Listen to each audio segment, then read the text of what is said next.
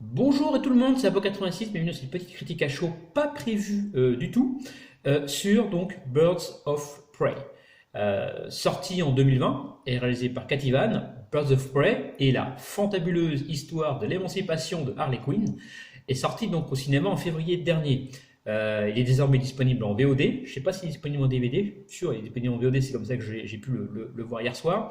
Et donc j'ai profité donc, du confinement forcé donc, pour le rattraper. Alors le film raconte quoi? Donc c'est assez simple. Après sa rupture avec le Joker, Harley Quinn, toujours incarnée par Margot Robbie, se retrouve donc seule et ne bénéficie plus de la protection du plus grand gangster de Gotham. D'ailleurs, on ne sait pas ce qu'il est devenu parce qu'on ne le voit pas du tout dans ce film. Euh, c'est alors que Roman Sionis, donc incarné avec brio par Edward McGregor, l'ennemi le plus abominable et le plus narcissique de Gotham, plus connu pour les puristes, hein, ceux qui suivent les DC Comics sous le nom de Black Mask, euh, et son fidèle acolyte, Zaz, incarné par Chris Messina, décide de s'en prendre à une fillette, Cass, incarnée par Ella Jay Basco. Vous saurez pourquoi en regardant le film.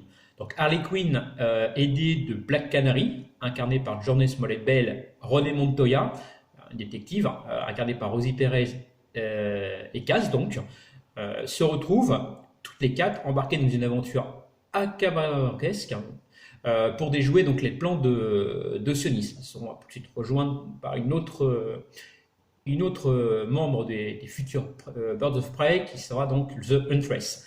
Alors avant de s'attaquer au film, revenons un peu sur le personnage d'Harley Quinn, introduit donc dans le film Suicide Squad. Pour l'anecdote, il faut savoir que Harley Quinn est un des rares, voire même par ma connaissance le seul personnage qui a d'abord été introduit dans l'animé Batman, les aventures de Batman, donc en 92, pour ensuite être intégré dans les DC Comics papier en 93 dans The Adventures of Batman. No, The Batman Adventures, pardon. Je vais me taper sur les doigts, j'ai une faute de syntaxe en anglais mémorable. Donc c'est un personnage assez récent dans l'univers DC Comics. Hein. Euh, donc c'est peut-être pour ça qu'il est peut-être peu connu des gens, quoique quand même Harley Quinn est quand même assez connu. Et c'est un des personnages d'ailleurs préférés des fans de DC Comics. Hein. Il faut savoir, moi perso, j'aime bien l'univers Batman et Harley Quinn vraiment avec sa petite touche d'humour, de fantasy, fait vraiment revivre les Batman et vraiment mis le Joker vraiment à part. Le coup de Joker Harley Quinn fonctionne vraiment bien dans l'histoire. Alors, je vais arrêter là sur petite anecdote. On va revenir donc au film. Donc le film commence déjà par l'histoire d'Harley Quinn qui est racontée par elle-même. Donc un petit animé bien rigolo, bien sympathique. Donc où elle explique de son enfance, donc comme quoi elle a été rejetée par son père, placée dans un orphelinat chez les bonnes sœurs, et on comprend que son traumatisme remonte à son enfance. Donc elle explique qu'elle a fait donc des études de psychologie afin de se démarquer des autres, et qu'elle a été le psychiatre du Joker, et que peu à peu, bah, elle développera donc ce qu'on appelle un trouble de la personnalité dépendante, et que suite à sa relation donc malsaine avec le Joker, qui la manipulera, et la fera tomber dans la folie, puis la jettera comme un Kleenex une fois qu'il aura plus besoin d'elle. Mais donc, bon, revenons au film, comme je vous ai dit. Donc déjà, Bird of Prey, est-ce qu'il est bon ou mauvais? Alors, si on le compare à Suicide Squad, oui, il est meilleur que Suicide Squad, il n'y a pas photo. Hein. Il faut savoir que, moi, que le film il est plus que moyen, Suicide Squad. Hein. Je l'ai mis 4 sur 10 hein, sur Sens Critique, et qu'on pouvait de toute façon s'attendre qu'à mieux de la part de la Warner et surtout de la part de Cat Evan. Alors, en quoi il est mieux? Alors, tout d'abord, la stratégie donc, utilisée donc, dans le film, c'est que c'est Harley Quinn elle-même qui raconte le film. C'est elle la narratrice du film. Alors, une narratrice pas forcément très fiable, vu sa personnalité, et ce qui fait que le film bah, il est truffé de retour en arrière. Donc elle commence l'histoire, elle fait oh bah ah oui mais attendez, vous savez pas comprendre parce que je vous ai pas expliqué ça. Hop, elle fait des retours en arrière. Alors c'est un petit peu, ça a l'air comme ça sur le papier, ça a l'air d'être un foutoir, mais en fait non, c'est un bordel très bien organisé et ça passe, ça marche très bien. Et c'est là que le film se démarque du Suicide Squad qui lui plutôt a une trame assez linéaire. Là il y a des petits flashbacks et c'est vraiment super bien fait. Alors, bien sûr, le film, c'est un peu une origin story. hein, du célèbre groupe d'anti-héroïne créé dans DC Comics dans les années 90, donc les Birds of Prey. Mais la véritable star du show, hein, c'est bien sûr Harley Quinn, hein, et Margot Robbie crève littéralement l'écran avec son humour décalé, sa folie, ses petites punchlines, un humour de bas étage, mais pour moi qui frise carrément le génie, hein. Pendant tout le film, moi j'étais mort de rire, hein. Ma femme ne voulait pas le regarder au départ, elle a commencé à entendre quelques blagues, elle a dit attends, son film il a l'air génial, je vais le regarder. Et franchement, moi j'ai passé un bon moment en regardant ce film. Alors, Bird of Prey fait-il oublier Suicide Squad? Hélas non, car Captiva n'a pas eu le choix que de garder les codes esthétiques du film de David Ayer, tout en le rendant une meilleure copie.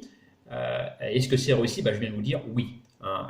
Alors malheureusement, tout comme Suicide Squad, le scénario reste un petit peu faible, hein. Meilleur, de toute façon il n'y a pas photo, il est largement meilleur que Suicide Squad. Mais bon, le scénario, ça reste un blockbuster, ça reste une adaptation de DC Comics, donc ça vole pas haut, hein. Faut pas s'attendre non plus à un film très, très intellectuel. Alors, on reproche également au film donc d'être féministe. Eh bien, pour moi, ceux qui reprochent ça au film connaissent, à mon avis, mal le personnage d'Harley Quinn, qui incarne avant tout la volonté d'être une femme indépendante. Avant tout, c'est pas une féministe, c'est juste qu'elle veut prendre son indépendance et qu'elle n'y arrive pas, vu qu'elle est très attachée donc au Joker, suite à son trouble de la personnalité. Voilà, et elle essaye tout simplement de se détacher de sa relation toxique avec Monsieur J. Le problème, c'est que c'est emmené de façon assez brouillonne dans le film. Le film s'embourbe dans tous les clichés possibles et inimaginables, résultat, ça prend pas. Et effectivement, il en resserre un film pseudo-féministe.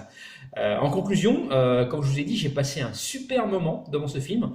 Je vais les considérer, moi, comme un bon blockbuster, un excellent film dit popcorn, et je vais lui mettre, donc, je dirais qu'il est pas mal.